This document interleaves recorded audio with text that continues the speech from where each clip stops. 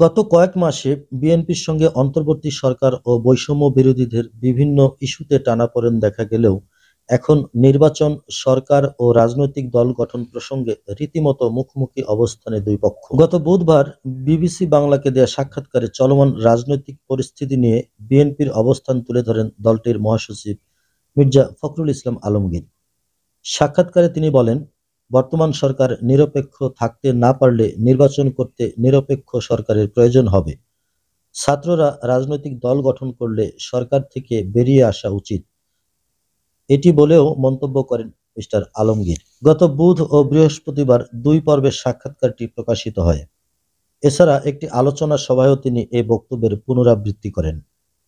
তার বক্তব্যে তীব্র প্রতিক্রিয়া জানান সরকারের দুই তরুণ উপদেষ্টা নাহিদ ইসলাম ও আসিফ মাহমুদ। প্রতিক্রিয়া জানান বৈষম্য বিরোধী ছাত্র আন্দোলনের আহ্বায়ক হাসনাত আবদুল্লাহ। তারা তিনজনই সামাজিক মাধ্যমে ফেসবুকে তাদের বক্তব্য তুলে ধরেন। নাহিদ ইসলাম বলছেন, বিএনপির মহাসচিব মির্জা ফখরুল ইসলাম আলমগীরের নিরপেক্ষ সরকারের দাবি মূলত আরেকটা ১/১১ সরকার গঠনের ইঙ্গিত বহন করে বলে মন্তব্য করেছেন অন্তর্বর্তী সরকারের তথ্য উপদেষ্টা নাহিদ ইসলাম।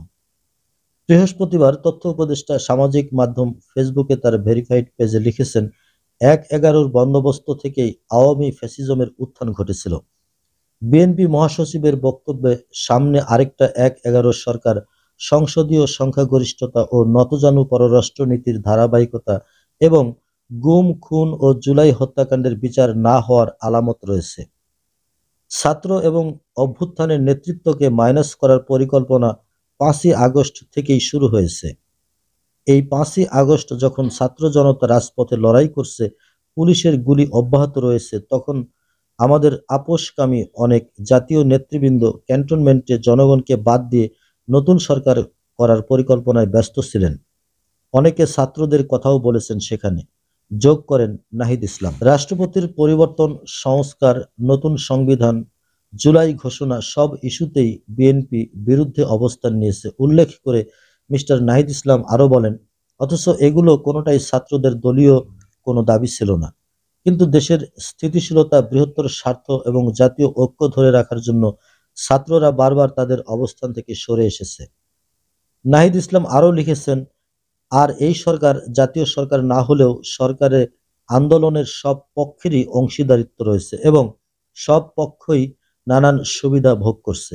সরকার গঠনের আগেই ৬ই আগস্ট অ্যাটর্নি জেনারেল এবং পুলিশের আগের আইজির নিয়োগ হয়েছিল, যারা মূলত বিএনপির লোক।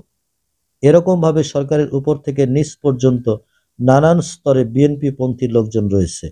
নির্বাচনের নিরপেক্ষতার কথা বললে এই বাস্তবতাও মাথায় রাখতে হবে। আরেক তরুণ উপদেষ্টা আসিফ মাহমুদ যা লিখেছেন, অন্তর্বর্তী সরকারের যুব ও ক্রীড়া উপদেষ্টা আসিফ মাহমুদ সজীব ভুঁইয়া বলছেন, উপদেষ্টাদের কেউ রাজনীতি করলে সরকার থেকে বের হয়েই করবে।